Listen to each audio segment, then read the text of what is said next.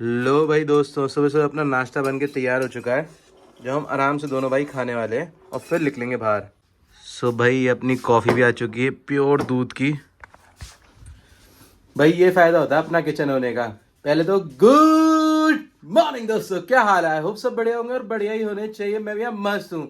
वैसे अपने पास दो खुशखबरी है, उसमें से एक दे सकता हूँ, एक मैं तब दूंगा जब पूरी फुलफिल हो जाएगी। एक खुशखबरी जो है वो, हाँ, जो दूसरी है वो भी बहुत तगड़ी है, पर हाँ थोड़ा टाइम में बताऊंगा उस बारे में।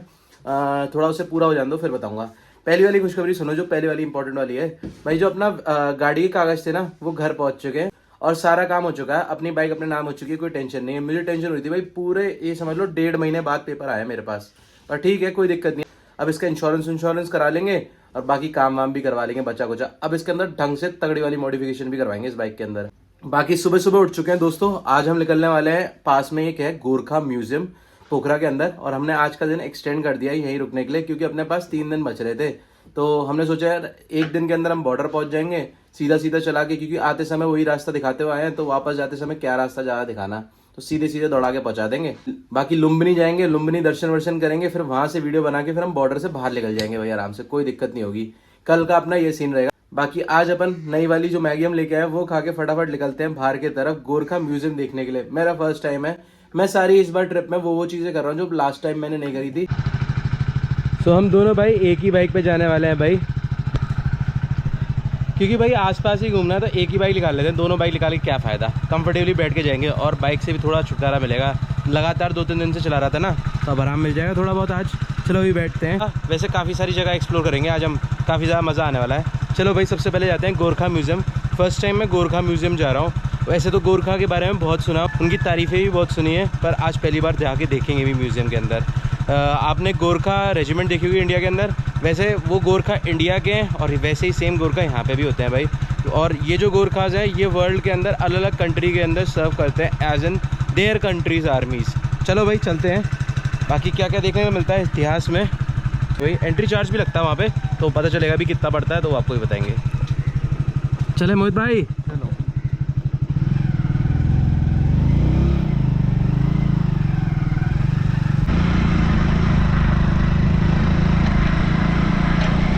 भाई एक चीज़ और मुझे फील हुई है पोखरा के अंदर, मतलब यहाँ पे ना दिन में तो बहुत बढ़िया सनी मौसम होता है, मतलब सूर्य देवता पूरा खिल के निकल आते हैं, पर रात को रोज़ बारिश होती है और मौसम काफ़ी बढ़िया रहता है, रात में ठंडक मिलती है काफ़ी। तो ये चीज़ काफ़ी बढ़िया है यहाँ पे। लगातार 3rd डे है और कल रात में भी ऐसे ही हुआ है।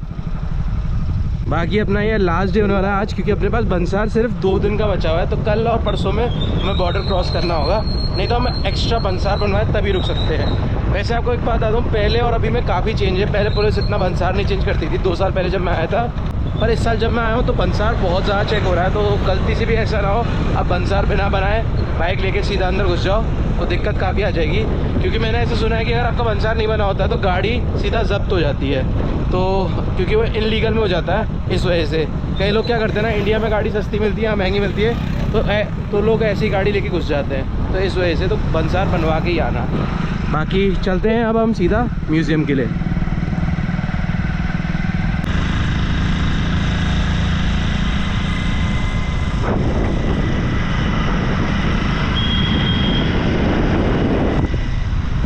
एक चीज़ मैंने नोटिस करी भाई, पोखरा काफ़ी बड़ी सिटी है भाई। इस वक्त हम पोखरा सिटी के बीच में चल रहे हैं। वैसे तो जो इसका टूरिस्ट एरिया ना जहाँ पे हम रुके हुए हैं पोखरा लेक के पास, वो एरिया अलग है, पर यहाँ पे काफ़ी बड़ी मार्केट है और मुझे लगता है कि यहाँ सामान ज़्यादा सस्ता मिलता होगा कंपेरेटिव टू वहाँ से, क्योंकि ये लोकल मार्केट है ना, इस वजह से शायद।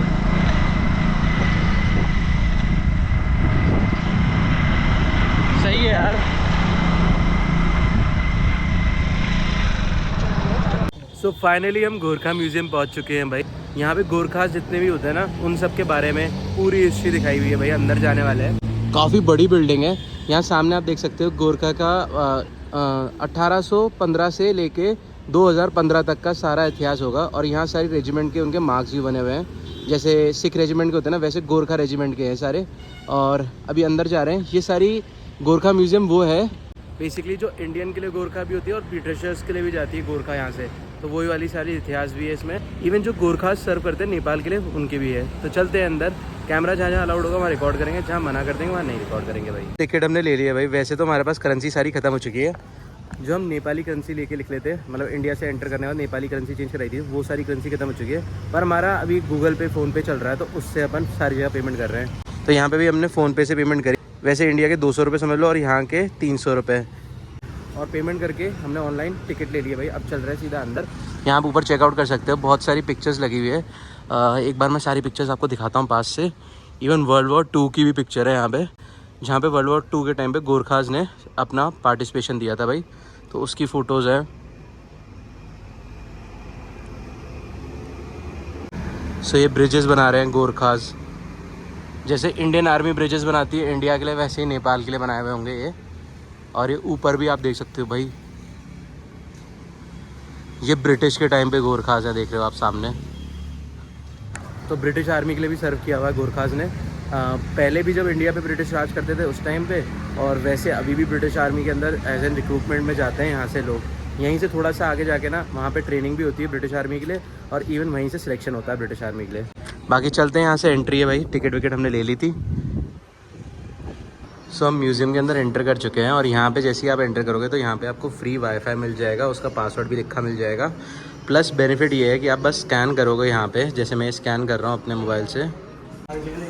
सो स्कैन करने के बाद ये एक यूट्यूब वीडियो खुल जाएगी, और ये इंग्लिश में है सारी, तो आराम से समझ में भी आएगी, नेपाली में नहीं है। और जिस बोर्ड के पास में होंगे ये वहीं की वीडियो होगी हमेशा। बेसिकली जैसे हम यहाँ हैं तो ये इसी एरिया की वीडियो है सारी, और ये सामने आप दिख रही है यही वॉल है।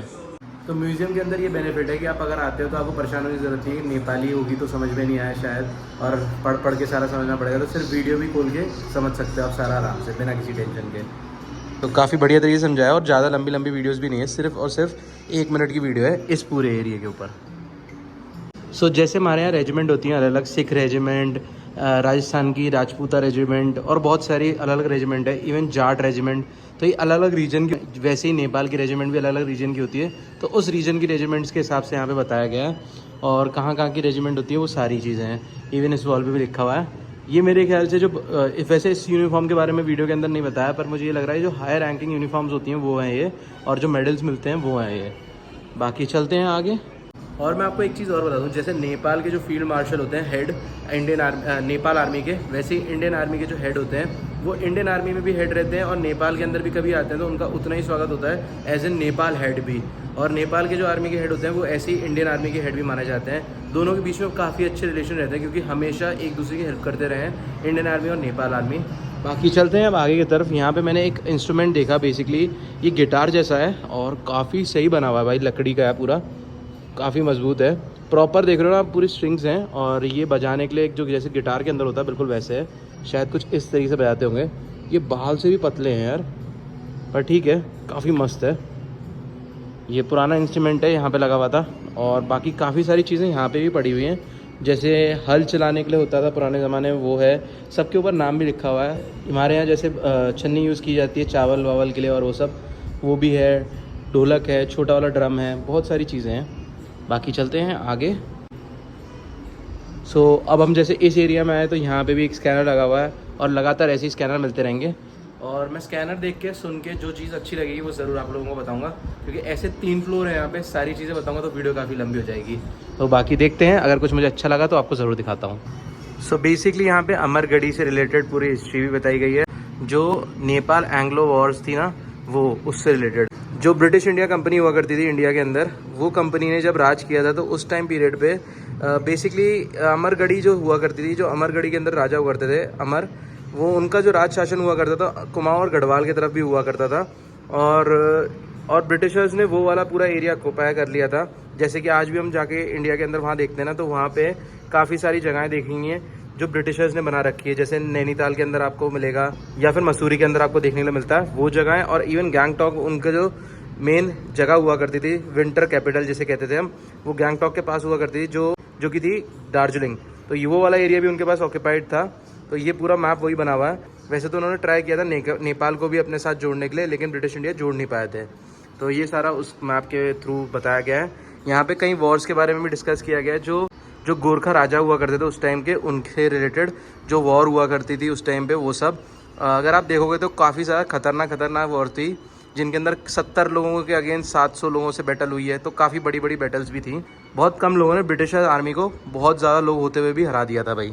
तो बाकी आगे चलते हैं, ऐसे ही सब कुछ बताया गया है।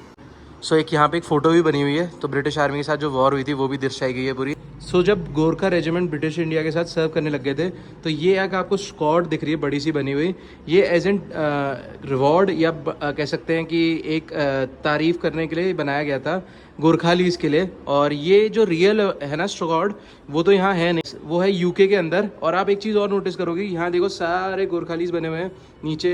जो खुरपरी होती है ना, जो यूज़ करते हैं गोरखास, और इवन इनके हर जगह रेजिमेंट में होती है वो सारी आपको दिख रही है। पर सबसे ऊपर जो ट्रेजर के ऊपर लगी हुई है ना, वो लगी हुई क्वीन ने अपना मुकुट लगा रखा है। तो ये चीज़ आप नोटिस करोगे काफ़ी जगहों पे, मतलब कई रेजिमेंट्स के साथ उन्होंने ऐसे ही किया था। इवन एक सिख रेजिमेंट भी है ब्रिटिश इंडिया के साथ, तो उन्होंने भी उसके अंदर भी टॉप पे अपना मुकुट लगा रखा है। नीचे सिख रेजिमेंट के 2-4 निशान चिन्ह लगे हुए हैं, और फिर उसके बाद ऐसे ही स्क्वाड बना के दिया था। तो ऐसी सारी चीज़ें होती हैं। ब्रिटिश इंडिया उस टाइम पर हल्का फुल्का, अगर आप ये कह सकते हो, या हल्का फुल्का भी नहीं, बहुत ज़्यादा डोमिनेट ही करती थी। तो ये चीज़ मुझे देख के यहाँ पे देखी भाई, और मेरे को लगा आपको बताना चाहिए भाई। तो ये है भाई, ये उन्होंने बना के दिया था, मतलब निशानी बना के दी एज एन तारीफ़ के लिए। और उसके अंदर भी सबसे ऊपर अपने आप को ही लगा रखा था भाई ब्रिटिश इंडिया ने, और रानी को ही सबसे ऊपर रखा था। तो वो सारी चीज़ें हैं जब सबसे पहली बार गोरखालीज ब्रिटिश इंडिया के साथ वर्क करने लग गए थे, वो सब है। बेसिकली इसे कह सकते हैं गार्ड्स ऑफ ऑनर्स के लिए दिया हुआ था ब्रिटिश इंडिया ने गोरखालीज को, और उसके ऊपर भी अपना ही मुकुट सबसे ऊपर रखा था कि हम सबसे ऊपर है। बाकी जो ओरिजिनल छड़ी है वो भी यूके के अंदर एक म्यूजियम के अंदर, यहाँ पे नहीं है, वो भी ब्रिटिश इंडिया अपने साथ ही ले गई। मतलब अगर देखा जाए तो ज़्यादातर चीज़ों अपने साथ ही ले गई थी, देखे तो कुछ गए ही नहीं। और जो हमारा था वो भी इंडिया से ले गए थे काफ़ी। पर चल रही है अभी बातें इंडिया के लिए वापस सामान लेके आने के लिए, देखते हैं कब तक मिलता है। अभी मैंने ये सुना है कि महाराजा रंजीत सिंह की जो कुर्सी हुआ करती थी, जिसके ऊपर वो बैठा करते थे, जो चेयर हुआ करती थी, वो चेयर वापस आने वाली है। और देखते हैं आती है कि नहीं आती है। बहुत प्राउड वाली चीज़ होगी अगर वो वापस आएगी। वैसे पार्लियामेंट के अंदर भी काफ़ी लोगों ने उठाई है, अगर आती है तो बहुत बड़ी बात है। वैसे तो उन सब चीज़ों पे वैसे भी इंडिया का ही होना चाहिए हक, क्योंकि इंडिया की है वो सारी चीज़ें, और उनकी तो है ही नहीं भाई। बाकी क्या कह सकते हैं भाई। और चीज़ें भी देखते हैं यहाँ पे, काफ़ी चीज़ें देखी। मतलब मेरे को थोड़ा गुस्सा आया यार, मतलब इतनी मेहनत कर रहे थे गोरखालीज उनके लिए वॉर्स भी लड़ी। एंड ऑफ द डे उन्हें मिल के आ रहा है ऊपर मुकुट के ऊपर ताज भी उन्हीं का है। और उसका भी बोझ देख रहे हो ना आप, नीचे गोरखालीज बना रखा है, उन्होंने उठा रखा है। सो यहाँ आप देख सकते हो, ये दर्शाया गया पूरा ब्रिटिश इंडिया का राज जहाँ पे हुआ करता था। बेसिकली मणिपुर पे राज नहीं हुआ करता, तिरुपुर पे राज नहीं हुआ करता था, इवन उड़ीसा पे नहीं हुआ करता था। प्रिंसली स्टेट हुआ करते थे जहाँ पे राजा महाराजा अपना राज रखा करते थे। कश्मीर में नहीं हुआ करता था। पंजाब में स्टार्टिंग में नहीं रहा है राज ब्रिटिश इंडिया का काफ़ी टाइम तक, जब तक महाराजा रंजीत जिंदा रहे। उनके जाने के बाद वो राज शासन अपना बना पाए वहाँ पे। उसके बाद भी कुछ ऐसा जोन था जहाँ पे पंजाब के अंदर उनका राज नहीं था। जैसे पटियाला के साथ उनकी संधि थी, पर वहाँ राज नहीं था उनका। ऐसे ही बहुत सारे और भी राज्य थे। तो काफ़ी बड़ा था ब्रिटिश इंडिया। अगर आप देखोगे तो ब्रिटिश इंडिया ने इंडिया से जाने के बाद बहुत टुकड़ों में तोड़ के गए थे इंडिया को। यहाँ से कुछ पोर्शन यहाँ काट दिया है, ठीक है, और यहाँ से कुछ इस तरीके से पोर्शन काटा है, और कुछ इस जगह से पोर्शन पाकिस्तान के पास है, और कुछ इस जगह से पोर्शन चाइना के पास है। ये दोनों पोर्शन तो हमारे इंडिया के ही हैं, क्योंकि ये हमारे पास संधि है जो कश्मीर के राजा हुआ करते थे उनसे। बाकी ये वाला जो पोर्शन काटा गया था वो बहुत गलत तरीके से काटा गया था उस टाइम पीरियड में। सिटीज़ हुआ करती थी, वो ज़्यादातर मेजर हिंदू हुआ करते थे वहाँ पे, क्योंकि अगर आप सिंधी देखोगे तो वो भी हिंदू होते हैं, वो हिंदूज थे या फिर सरदार हुआ करते थे। लेकिन ये पाकिस्तान के साथ जुड़ गए थे। हालाँकि ये बहुत, अभी इस जगह पे बात करने की बात नहीं थी, अभी तो हम म्यूज़ियम के अंदर आए थे। लेकिन जब ये मैप देखा ना मुझे, तो ये सारी चीज़ें याद आई जो ब्रिटिश इंडिया और इंडिया के अंदर उस टाइम पीरियड में गलत हुआ था भाई। चलो भाई चलते हैं आगे। ये मैप को इस तरीके से देख के बहुत सारी चीज़ें याद आती हैं। काश हमारा इंडिया आज भी, अगर बांग्लादेश नहीं भी मिले कोई दिक्कत नहीं, क्योंकि ये ओवर पॉपुलेटेड कंट्री है। और यहाँ से अगर हम जुड़ते हैं तो मतलब एक तरीके से देखा जाएगा तो यहाँ को हमें ही हैंडल करना पड़ेगा। लेकिन हाँ, पाकिस्तान के साथ अगर हम वापस जुड़ते हैं तो ये वाला एरिया भी हमारे लिए बहुत बेनिफिट है, क्योंकि इसमें काफ़ी सारे एरियाज़ जो है ना वो Hindu pilgrimage, even Sikh pilgrimage जो हैं वो इंडिया के साथ उस टाइम पीरियड में बहुत ज़्यादा इंपॉर्टेंट रखते थे, और अभी भी रखते हैं। क्योंकि आज भी सिख लोग उधर जाते हैं दर्शन करने के लिए गुरु नानक देव जी के गुरुद्वारों के, क्योंकि गुरु नानक देव जी का जन्म स्थान वहीं पे है। और काफ़ी सारी चीज़ें हैं भाई। इसके बारे में एक बहुत लंबा वीडियो बनाएंगे कभी, और ज़रूर बताएंगे सारी चीज़ें। बहुत इंपॉर्टेंट है ये भी। हमारे इंडिया के साथ जुड़ना चाहिए था पाकिस्तान को उस टाइम पे, और इंडिया एक बड़ा कंट्री बननी चाहिए थी, इंडिया को अलग नहीं होना चाहिए था। काफ़ी सारे रीजंस भी हैं उसके लिए मेरे पास, लेकिन अब क्या कर सकते हैं। उस टाइम के राजा महाराजाओं ने या उस टाइम के जो लीडर्स थे उन लोगों ने बांट दिया, और आज हमारे देश का तो थोड़ा नक्शा अलग हो गया है। वैसे अखंड भारत काफ़ी ज़्यादा बढ़िया रहता है कि नहीं भाई दोस्तों? बाकी कमेंट करके बताना आपको क्या लगता है, अखंड भारत होना चाहिए था कि नहीं होना चाहिए था भाई। देखिए तो हम ये म्यूजियम तो गोरखालीज का है, लेकिन इंडिया की हिस्ट्री काफ़ी सारी चीज़ें यहाँ पे लिखी हुई हैं, क्योंकि इंडिया के साथ ही गोरखालीज का हमेशा हिस्ट्री रही है साथ में। तो काफ़ी सारी चीज़ें आपको रिलेवेंट मिलेगी यहाँ पे। लेकिन Gorkhalis are the best armies in the world. British India के बारे में यहाँ पे भी काफ़ी सारा है ब्रिटिश आर्मी से रिलेटेड। गोरखालीज की मेरठ इंडिया में रिक्रूटमेंट होती थी, वो सारी फ़ोटोज़ हैं, सारी बहुत सारी चीज़ें हैं ब्रिटिश आर्मी के टाइम पे और भी। बाकी चलते हैं आगे। यहाँ आप कुछ गन्स देख सकते हो, खुफरी देख सकते हो जो यूज़ करते हैं गोरखास। इवन जो British army as an medals देते थे वो सारे हैं। काफ़ी सारी चीज़ें यहाँ पे जो फर्स्ट फ्लोर पे है ना वो ब्रिटिश आर्मी से रिलेटेड है। यहाँ मेडल्स और भी हैं जो ब्रिटिश आर्मी के टाइम के हैं। इवन सेकेंड वर्ल्ड वॉर के जो मेडल्स हैं वो भी हैं वहाँ पे, आपको देख सकते हो। सो जो नीचे आप देख रहे हो वो सिगरेट का कंटेनर है बेसिकली। ये उस टाइम पे वॉर के टाइम पे भेजा गया था भाई, चेक पोस्ट पे, वॉर पोस्ट पे। और ये कुछ नोट है, जर्मनी के नोट है वो उस टाइम के भाई। जो ये सामने आप ड्रेस चेकआउट कर रहे हो 1997 की ड्रेस है भाई, मतलब अभी से भी कम 25 साल से ज़्यादा पुरानी ड्रेस है ये। और चेकआउट करो कितनी तगड़ी ड्रेस हुआ करती थी। ये वन ऑफ द दोस्त कमांडोज को दी जाती थी ड्रेस, जो मतलब एक अकेले कमांडोज या एक अकेला मेजर या वन मैन आर्मी जिसे कहते हैं ना, वैसे सामने आप देख सकते हो उनको दी जाती थी। ये one of the legend army officers हुआ करते थे उस टाइम के। तो इसी के अंदर आप इंडियन गोरखा रेजिमेंट का भी अंदर ड्रेसेस वैसे सारी चेक कर सकते हो, अंदर ड्रेसेस भी हैं।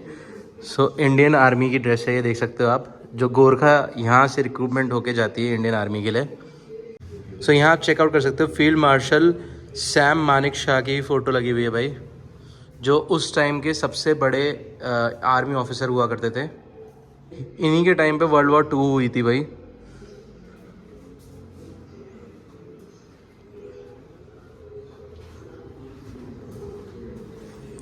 वैसे अगर देखा जाए तो हमारी आर्मी की ड्रेस तब से लेके अभी तक सेम ही है यार, ज़्यादा कुछ चेंज नहीं हुआ है। सो ऐसी कुछ गोरखा राइफल्स की ड्रेस हुआ करती थी, 5th गोरखा राइफल्स हुआ करती थी उनकी। बाकी ये सामने उनका सिंबल भी बना हुआ है 5th गोरखा राइफल्स का। ये 8th गोरखा राइफल्स की है। तो एक JNK राइफल्स भी हुआ करती थी, इन्हीं की गोरखा यहाँ से रिक्रूटमेंट होके जाती थी JNK में सर्व करने के लिए। तो ये वो ड्रेस है पूरी। सो आर्मी के पास जो रेडियो सेट होता है ना वो भी है यहाँ पे। ये एक अभी मतलब थोड़ा पुराना ही होगा, ज़्यादा पुराना नहीं, एक बहुत पुराना वाला भी है यहाँ पे पड़ा हुआ, देख सकते हो आप। तो ये सारे रेडियो सेट्स हैं जिनसे मैसेजेस भेजे जाते हैं आर्मी को कि ये करना है, फिर आर्मी उसके आगे अपना काम करती है। इवन यहाँ पे भी है एक। सो 2 गैलरी आपने देख ली, अब स्पेशल गैलरी है एक ऊपर जहाँ के लिए वो बोल रहे थे भाई, तो वहाँ जाते हैं और देखते हैं क्या है यहाँ पे भाई। सो यहाँ इंडियन गोरखा भी है और मेरे ख्याल से ब्रिटिश गोरखा भी होगी। यहाँ आने के बाद एक चीज़ मुझे और पता चली भाई, इंडियन आर्मी के अलावा गोरखा रेजिमेंट बहुत ज़्यादा ब्रिटिश आर्मी के लिए भी सर्व करते हैं और अभी भी बहुत रिक्रूटमेंट होती है ब्रिटिश आर्मी के लिए भाई। अगर आप गोरखास के बारे में जानने में जेन्युइनली बहुत ज़्यादा इंटरेस्टेड हो तो ये जगह आपके लिए बेस्ट है। गोरखा से रिलेटेड, गोरखा ब्रिटिश से रिलेटेड, गोरखा इंडियन से रिलेटेड, वो सब कुछ आपको जानने के लिए मिलेगा यहाँ पे। बाकी हमने 3rd गैलरी पूरी देख ली है, अब निकलते हैं वापस नीचे की तरफ। निकलते निकलते मैं 2 चीज़ों के ऊपर बात करना चाहूँगा। एक तो जो हमारे इंडिया में बहुत कॉमन है, अगर आपने सुना हो तो, अगर कोई आपसे ये कह रहा है वो मरने से नहीं डरता, या तो वो झूठ बोल रहा है या वो गोरखाली है भाई। बाकी यहाँ पे भी एक चीज़ लिखी हुई है, it is better to die than to be a coward. मरना कबूल है भाई, पर झुकना कबूल नहीं है बिल्कुल भी। वैसे अगर देखा जाए तो 11 आर्मी ग्रुप्स कह सकते हो आप, जो नेपाली आर्मी, जो नेपाल की आर्मीज़ हैं जो अलग अलग कंट्री के लिए सर्व कर रही हैं बेसिकली, जिनमें से 7 तो अब इंडिया के पास है और 4 जो है वो ब्रिटिशर्स के पास है। ये पहले पूरी इंडिया के पास ही हुआ करती थी, पर अभी क्या हुआ, ये 4 उनके पास जा चुके हैं और 7 अपने पास है, तो ज़्यादा अपने पास ही है। पर यहाँ ज़्यादातर वॉर के टाइम का सारा रखा हुआ है सामान, तो ब्रिटिश आर्मी का वॉर का सामान ज़्यादा मिलेगा आपको देखने के लिए। भाई अब हम निकल रहे हैं यहाँ से सीधा वर्ल्ड पीस स्तूपा पे। बेसिकली ये बहुत हाइट पे बना हुआ है और वहाँ से पोखरा का लेक व्यू भी मिलता है, तो उस तरफ जा रहे हैं। काफ़ी ज़्यादा अच्छा लगा गोरखा म्यूजियम के अंदर, और वहाँ बर्थ भी था वैसे जाना। बाकी निकलते हैं अब सीधा यहाँ से वर्ल्ड शांति स्तूपा पे। वैसे ऐसे स्तूपास ना आपको नेपाल के अंदर काफ़ी जगहों में मिल जाएंगे, बड़े बड़े साइज़ के, लेकिन ये वर्ल्ड की शांति के लिए बनाए गए थे, तो ऐसे अलग अलग कंट्री में और भी जगहों पे बने हुए हैं। तो अभी जो हम म्यूज़ियम गए थे भाई, ये था गोरखा म्यूज़ियम, और ये इतना फेमस नहीं है पर बहुत इंपॉर्टेंट। अगर आप आते हो तो नेपाल एक ना एक दिन आपको गोरखास को भी देना चाहिए वो दिन, ताकि आप गोरखा हिस्ट्री के बारे में जान पाओ भाई। बाकी अब हम यहाँ से निकल रहे हैं सीधा सीधा शांति स्तूपा के लिए, जो वैसे यहाँ के मेन अट्रैक्शन पॉइंटों में से एक है, जहाँ पे ज़्यादातर लोग जाते हैं, टूरिस्ट स्पॉट कह सकते हैं। बाकी मैं भी आज तक वहाँ नहीं गया हूँ ना, मैं यहाँ गया था, तो चलते हैं वहाँ भी देखेंगे क्या है भाई। सनसेट के टाइम पे हम वहाँ पर होंगे तो मज़ा भी काफ़ी आएगा। रास्ते में जाते जाते कुछ खा भी लेंगे। लगभग हमें म्यूजियम के अंदर 3 घंटे रहे भाई, काफ़ी सारी चीज़ें ध्यान से सुन के जो इम्पोर्टेंट लगा वो आपको सुनाया भाई। तो सामने आप देख रहे हो इंटरनेशनल फ्लैग पार्क, काफ़ी बड़ा है भाई, और बहुत सारी कंट्री के फ्लैग्स थे वहाँ पे। बाकी यार ये अंदर वाला जो पोखरा का जोन है ना, ये ज़्यादा बढ़िया लगा मुझे। अपन जिस एरिया में रह रहे हैं वहाँ से यहाँ काफ़ी सारी चीज़ें हैं देखने के लिए। यहाँ कुछ सस्ती चीज़ें भी मिल जाएंगी जो चाइना से आ रही होंगी भाई, जो हमारे इंडिया में नहीं मिलती, पर वो सब कुछ देखने के लिए यहाँ मिल सकता है हमें। नेपाल इम्पोर्ट दोनों कंट्री से करता है, चाइना से भी और इंडिया से भी।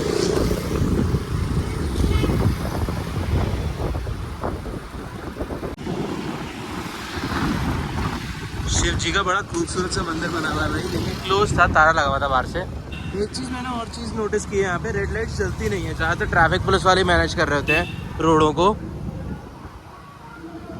वैसे पोखरा के अंदर एज़ कम्पेयर टू काठमांडू बहुत ज़्यादा सफाई है, आपको बहुत सफाई देखने मिलेगी। पर काठमांडू में आपको गंदगी बहुत मिलेगी, क्योंकि कैपिटल है, वहाँ बहुत ज़्यादा डेंसली पॉपुलेटेड है, तो गंदगी भी ज़्यादा हो जाती है। यहाँ सफाई भी करते रहते हैं लोग, पता नहीं बहुत ज़्यादा, लेकिन ये काफ़ी अच्छी बात है पोखरा के अंदर। यहाँ पे आपको बीकानेर का कॉफ़ी भी दिख जाएगा भाई, ये सेम बीकानेर का लोगो है जो आपको सामने दिख रहा है, बस वो बीकानेर लिखवा नहीं पाए, शायद पेटेंट करा चुके होंगे ना वर्ल्ड वाइड, बीकानेर इसकी है।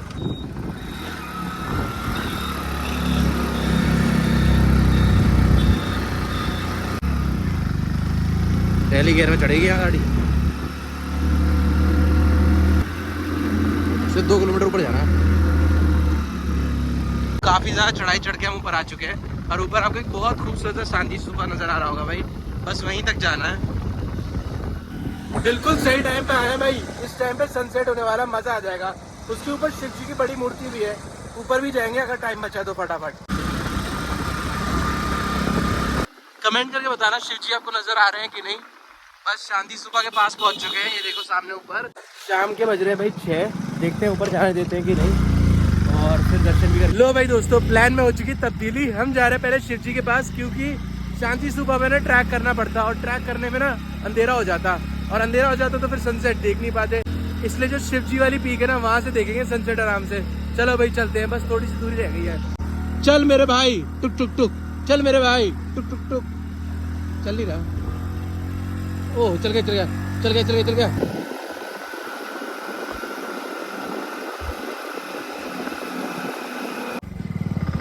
ओ बस सुहा हो गया भाई बंद ही हो गई ऊपर आते आते। फाइनली हम पहुंच चुके हैं भाई शिव जी की सबसे बड़ी मूर्ति पे, जो पोखरा के अंदर है।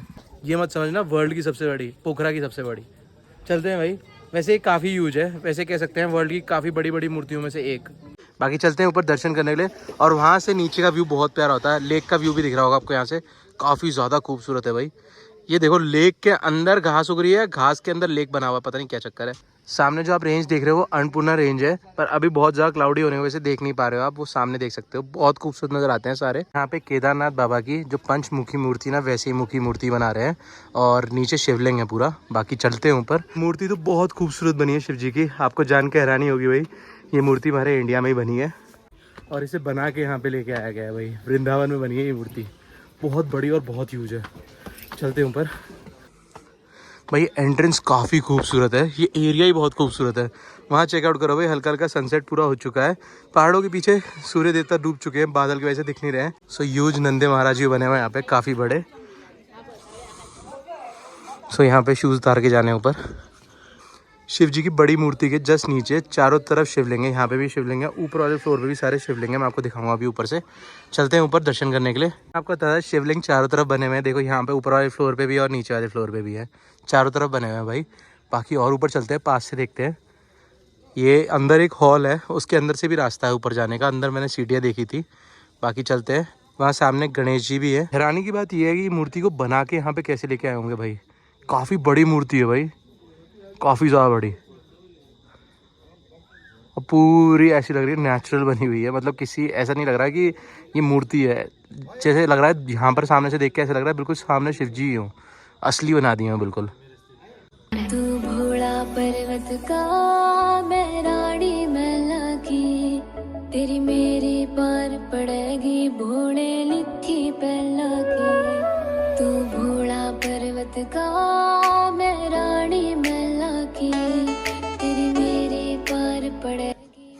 शिव जी के चारों तरफ में ना पैसेज बनाया हुआ है पैदल घूमने के लिए। पीछे साइड में एक डमरू भी है, काफी बड़ा भाई, पूरा नेचुरल लग रहा है, बहुत ही खूबसूरत।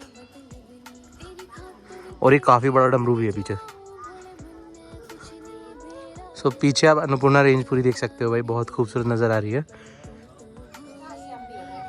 और सामने आपको लेक व्यू भी मिल रहा है काफी खूबसूरत। इस साइड से और दिखाता हूँ आपको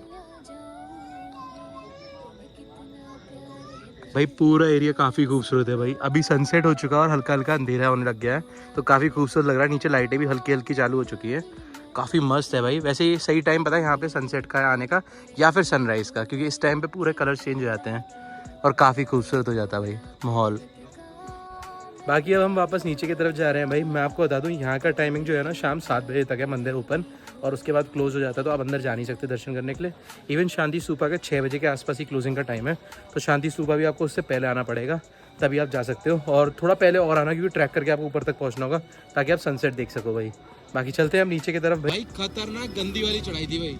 चढ़ाते लाते समय तो डर नहीं लग रहा था, उतरते हुए डर लग रहा बहुत ज़्यादा, क्योंकि देख रहे हो नीचे बिल्कुल सीधे जा रहे हैं हम। ऐसा लग रहा है खाई की तरफ उतार दे रहे नीचे। अगर बाई चांस ब्रेक फेल हो जाए आदमी मर ही जाएगा भाई। शुभ बोलो यार। हाँ शुभ शुभ, और फिर से बोलूँ शुभ शुभ, और 2-4 बार बोलूँ शुभ शुभ शुभ शुभ। अरे वो वाला अच्छा।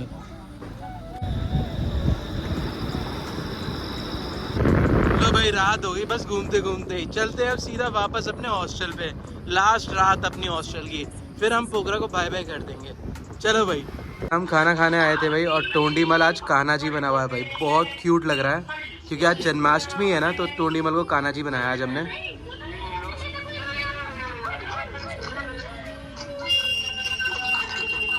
सो हमारे कबीर राज को आज 10 महीने पूरे हो चुके हैं भाई, बड़ा क्यूट दिख रहा है आज मन कर रहा है काश में जन्माष्टमी वहाँ होता तो काफ़ी मज़ा आता उसके साथ, पर कोई बात नहीं, अपन जल्दी मिलने वाले हैं वापस। तो यहाँ पे अपना खाना आ चुका है, वही कल वाली थाली, 3-4 अलग अलग सब्जियों के साथ, मस्त खाते हैं भाई इसे खाना, काफ़ी ज़्यादा टेस्टी है। यहाँ पे पापड़ वापड़ सब कुछ देते हैं भाई साथ में। चलो भाई फटाफट खा लेते हैं, बहुत तेज़ भूख लगी है आज भाई। पोखरा की भी ना मार्केट बहुत जल्दी बंद हो जाती है सारी, तो बहुत सारी दुकानें बंद हो जाती है, बस कैफ़ेज़ खुले रहते हैं यहाँ के।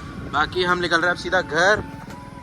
अपनी ये लास्ट रात है तो टाइम से सोना है भाई, सुबह जल्दी निकलना है, क्योंकि हम यहाँ से सीधा लुम्बनी तक पहुँच जाएंगे। लुम्बनी 6-7 घंटे का सफर होने वाला है, तो फटाफट जाएंगे भाई, ताकि लुम्बनी पहुँच के कल लुम्बनी आराम से घुमा सके। वैसे तो हमारा 28 तारीख को ख़त्म हो रहा है बंसार, लेकिन हम रिस्क नहीं ले रहे हैं, एक दिन पहले ही बाहर निकल जाएंगे, सही रहता है भाई। पता नहीं है, अगर एक दिन एक्स्ट्रा नहीं लिया, कुछ हो गया रास्ते में, तो उसके लिए। बाकी प्लान सब कुछ अच्छा ही करते हैं, ताकि कुछ दिक्कत ना है, भगवान के हाथ में, हमारे हाथ में तो कुछ भी नहीं है। अगर कुछ हो भी गया तो कोई दिक्कत नहीं होती, बंसार एक्सटेंड हो जाता है वैसे। बाकी बंसार बनवाए बगैर गाड़ी नहीं चलानी है बिल्कुल, क्योंकि अब बहुत ज़्यादा चेकिंग हो रही है, पहले और अभी में बहुत फ़र्क है भाई नेपाल के अंदर।